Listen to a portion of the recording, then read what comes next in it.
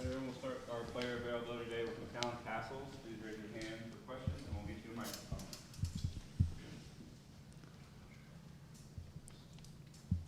Patrick, start with you. McCallan, just how different do you feel compared to the spring? I know you talked in about still trying to figure everything out with this offense. Just how much more comfortable and confident do you feel from that?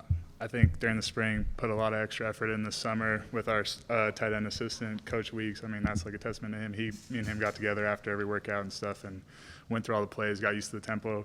So I feel a tons more confident. Like I can play more fast and free, and I think it shows up on the practice field now. I'm not trying to figure out what I'm doing before I'm already set and ready to go, and I'm just executing better.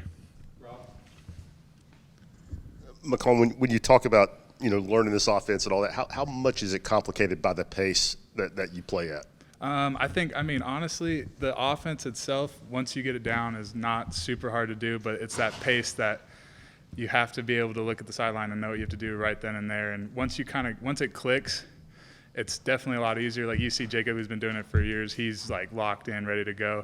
Where you see like the young guys, they're kind of still thinking about it. But like Ethan, you can tell. I think me and Ethan have had almost the same transition where it's like we've kind of gone through that awkward phase where you're trying to figure out what you got to do, but now he's lined up and he's ready to go, and I'm lined up, and you can tell on the practice field we play a lot faster and more free and have been more efficient in the plays. Adam? How familiar were you with what Princeton Fayette did last year, and do you see yourself having to fit in that role, or is that just sort of a starting point? I'm familiar with what Princeton did, and he's obviously super versatile. I think I can be versatile in my own way. Definitely not similar to Princeton. He's a different athlete compared to me, but I'm just kind of here to do whatever they need me to do, whether it's play, obviously, split reps at tight end, which is what I want to do. But if I had to play punt shield or play field goal, I just want to do whatever's going to make the team win.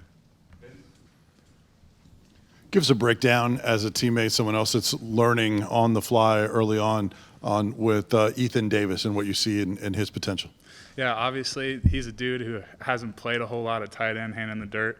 So the blocking concepts and stuff has been his struggle to learn. But he's been putting in the extra work, and you can tell he's gotten a lot better.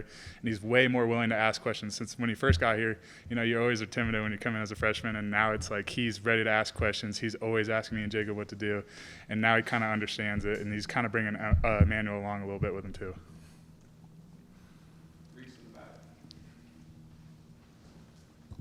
Coach Abelin always says that Jacob Warren is kind of like a second coach to the tight ends room. How much have you seen him kind of embrace coaching you guys as well?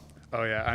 Jacob is he's so dialed in. It's after every rack, you'll see Jacob. If he's not in, he's running up, and he's like, what'd you see here? What'd you do here?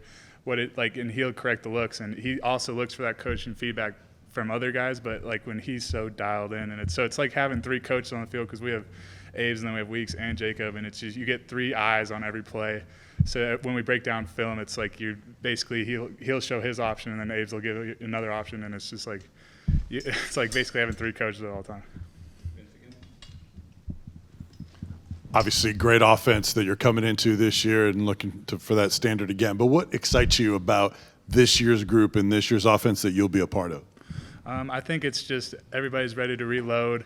We've got guys at every position coming in that can play, and you can just see it on the practice field every day. We're getting better and more explosive against our own defense, and once we get against or against Virginia or somebody, it's going to come to fruition. And I think we're just going to keep going 1 week at a time and just steamrolling through. What's it like to come into a program as a new guy, but on the flip side, be a guy that the younger players are still looking at as a veteran in terms of your experience? Obviously in the spring, I was trying to learn, and Ethan's asking me questions, and I go, oh man, I don't know. And then now that I'm more situated, I definitely try to bring him along. Obviously, I'm still learning a lot of the offense, so I have to kind of ease off on the coaching aspect, but I try to bring him along on the basic stuff that he can work on, just like footwork and stuff that I've been doing for 6 years now. So it's like I can always help him on the basics, and then the big picture, it's always nice. I can always have Jacob come over and teach him up. McCallan, I guess how excited are you to get into Neyland Stadium tomorrow and scrimmage and just for the tight end room, what do you think objective number one is tomorrow in terms of accomplishing? Yeah, obviously I'm super excited to go and play at Neyland every time. biggest stadium I've ever played in my life. But I think as a group, our like goal is to have no MAs and execute at a high level. And then a step further than that is just finishing out plays, staying connected all the way through past the whistle, and just make plays when they come our way. Because obviously at a tight end, you're not going to be the number one option all the time, but when you get the ball, you're expected to catch it. We'll take a few more. We'll go to Reese, Patrick, and then finish with Vince. South Doyle head coach Paul Shelton speaks highly of you. How much do you guys still keep in contact, and what are the conversations like? Oh, I still probably text him every other day. He was basically like a secondary dad out here for me when I first got here, and you know he's seen me completely develop when I first started playing for him at Davis to now is night and day difference, and I like atone a lot of my attitude to him, and he's like a great dude, good transition guy, and he's always asking me about the questions of offense though, and I can't tell him anything, which I. McCallan, I think Coach Halsey said you put on 15 pounds. Was that between spring and the summer? Were you expecting to have to get a little bit bigger? Was that by design? How did that process go? Yeah, they asked me to put on a little bit more weight. Obviously, when I first got here, I was coming off an injury, so I hadn't really been. Was like 235.